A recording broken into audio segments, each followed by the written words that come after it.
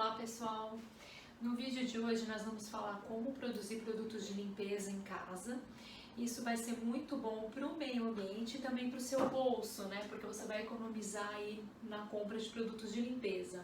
Hoje eu nem passo mais nas gôndolas, né, no supermercado, nessa área de limpeza. Depois que eu aprendi tudo isso, eu vi como que a gente consegue, né, ser mais sustentável, proteger a nossa própria saúde e também a natureza, né? Então, tem três ingredientes que não podem faltar, né, nos produtos de limpeza caseiros. O vinagre, e a gente vai sempre utilizar mais o vinagre branco ou o de maçã, bicarbonato e também limão. Então, esses três aqui são os queridinhos aí dos produtos de limpeza. A gente vai usar muito esses três ingredientes. Primeiro, por que a gente precisa se preocupar, né, com essa questão dos produtos de limpeza? Uma coisa que incomoda muito é a grande geração de plásticos, né, que são as embalagens desses produtos.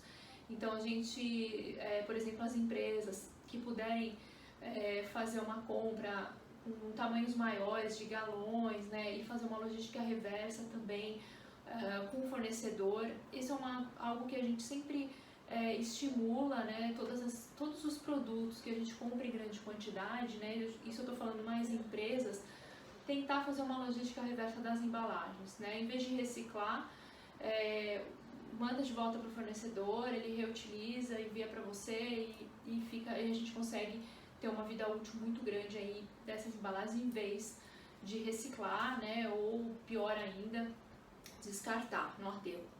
E aí, o limão, né, desses três produtos, ele tem terpeno, né, que é um oxidante, né, ele tem um poder muito grande como desengordurante, é bactericida, fungicida.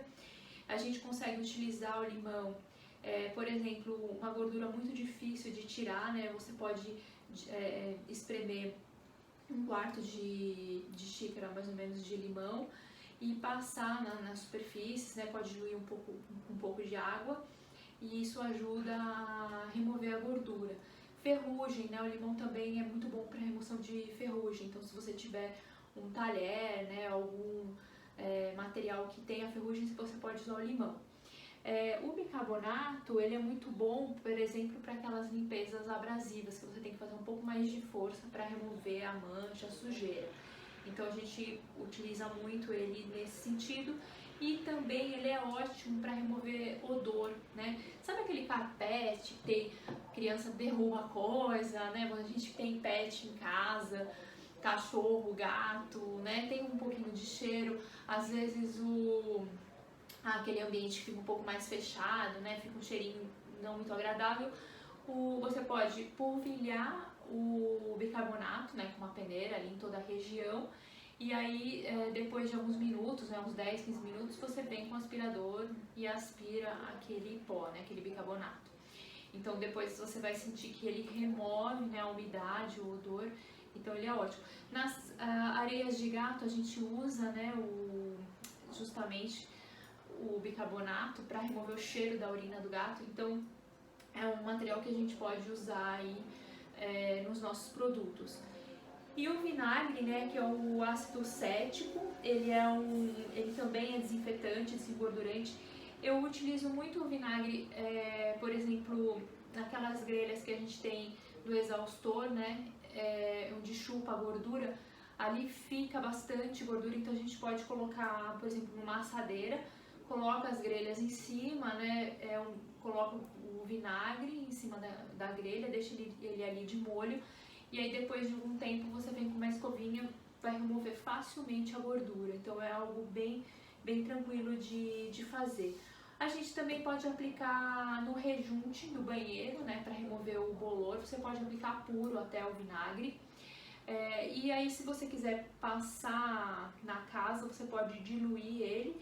Ele vai ter um efeito muito parecido com a enzima cítrica, né, que também é uma espécie de vinagre, a fermentação das cascas de limão e laranja. Então, o uso do vinagre e da enzima cítrica são muito parecidos, né? Até eu estou usando muito mais enzima cítrica agora que o vinagre. Mas o vinagre ele tem esse poder também, pode utilizar como amaciante. No final da máquina você pode colocar meio copo ou da enzima cítrica ou do vinagre, que vai ter um poder de deixar bem macio. Vamos fazer então a enzima cítrica? A enzima cítrica, na verdade, ela foi desenvolvida, foi inventada, né? Foi o resultado de uma pesquisa de uma tailandesa, né? Uma doutora tailandesa. Eu vou tentar falar o nome dela, mas é um nome difícil. Rosukon Pompanvong, é de 2003 essa pesquisa. Só que quando ela fez a pesquisa, ela utilizou todos os tipos de frutas, verduras, ela até chamou esse trabalho de garbage enzyme. Mas aí quando isso chegou no Brasil, né, toda essa ideia, os permaculturistas adaptaram, em vez de utilizar frutas e verduras, né, em geral, utilizaram as cascas de enzima, né, os cítricos. Por quê? Porque justamente o limão, a laranja, é o que a gente não pode colocar no miocário, né? Então, principalmente quando a gente produz em grande quantidade. O limão de forma alguma, né? A casca de laranja em pouca quantidade a gente até coloca. Eu faço a compostagem só da casca de laranja separado, tem uma composteira só para isso. E a casca de limão eu faço a enzima cítrica, eu tenho separado. Mas na enzima cítrica você pode usar tanto a casca de limão quanto a casca da laranja. E aí os permaculturistas justamente incentivam, né, a utilizar mais esses resíduos porque a gente não consegue compostar de forma eficiente. E aí eu fiz até um curso de permacultura. Lá a gente aprende sobre compostagem, energia renovável, e das ideias, né, dos trabalhos foi aprender a fazer enzima cítrica. Então eu aprendi lá. A enzima cítrica a gente pode usar um pote, né, pode ser potes grandes como esse daqui, né. Eu vou utilizar esse de vidro até para a gente poder ver, né, todo o trabalho que vai ser feito aqui. E a gente vai colocar a data dessa enzima, né, para a gente poder depois de 3 meses, ela vai ficar 3 meses aqui, num ambiente escuro, tá? Durante a fermentação, vocês vão ver que vai soltar um gás. Esse gás é o gás carbônico, né, o CO2. Ele é resultado da fermentação das bactérias que vão consumir o açúcar. Então, para fazer enzima, você vai precisar de 3 partes de casca. Você pode guardar as cascas na geladeira, né? Eu tenho até um pote que eu deixo na geladeira. E aí eu vou colocando as cascas ali. E depois, quando eu tenho tempo, eu faço a enzima. Como eu deixei mais tempo, o meu limão ele já deu uma dissolvida, mas não tem problema. Eu tô com formou um pouco de bolor. Mas o ideal seria a gente não guardar tanto tempo. Isso foi falta de tempo minha mesmo, mas vai funcionar da mesma maneira. Então a gente vai colocar também uma parte de açúcar e nós vamos colocar 10 partes de água. Então eu vou colocar aqui, eu já vou colocar mais água. Eu vou primeiro colocar o açúcar. E aí depois eu coloco o resto da água.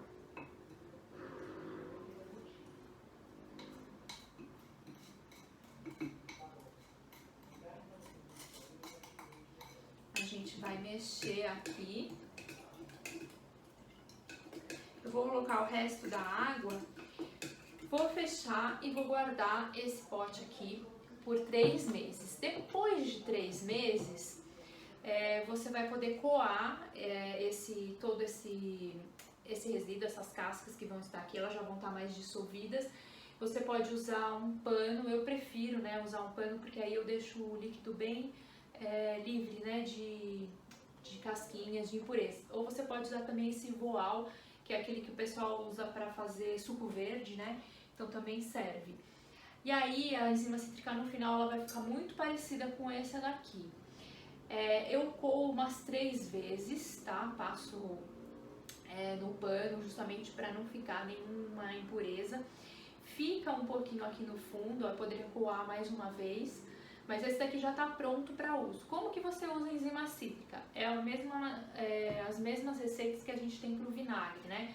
A gente pode diluir a enzima cítrica, 2 partes de água, 1 parte de enzima, e fazer um desinfetante para usar no banheiro. Pode diluir um pouco mais, 3 partes de água, 1 parte de enzima para usar para limpeza geral, né? Então superfícies, o piso da casa toda. Se você quiser fazer um Veja, né?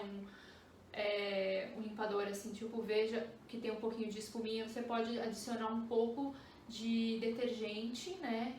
Eu uso detergente de coco natural.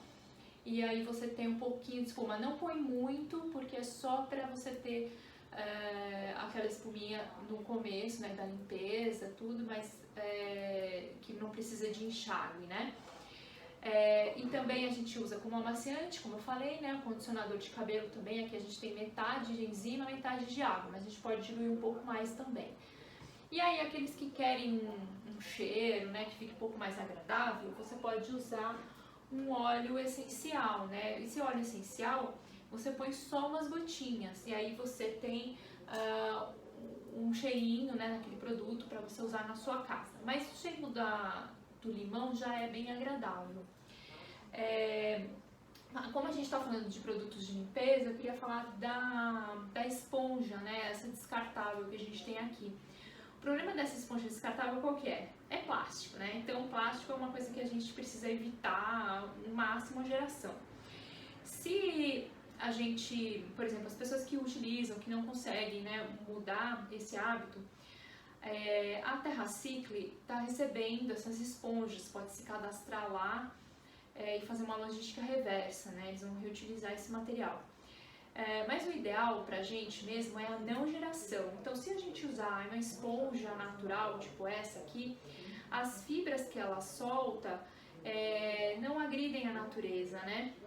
Então, essa daqui, ela vai soltando microplásticos. Essa esponja aqui mesmo, ela já é mais velha e aí ela tá soltando uma areinha, né? E esses microplásticos a gente vai beber, vai para o ar, vai para a natureza, então é bem complicado. Se a gente conseguir usar essa esponja para lavar louça, para fazer toda a limpeza da casa, é muito mais sustentável, né? E ela é biodegradável. Então eu recomendo essa esponja, né? Então a gente pode substituir a nossa esponja tradicional, né? Que a maioria das casas tem. Pensando nisso também, a gente pode no banheiro fazer um tipo de um saquinho desse de papel jornal, e aí eu coloco dentro da lixeirinha, né?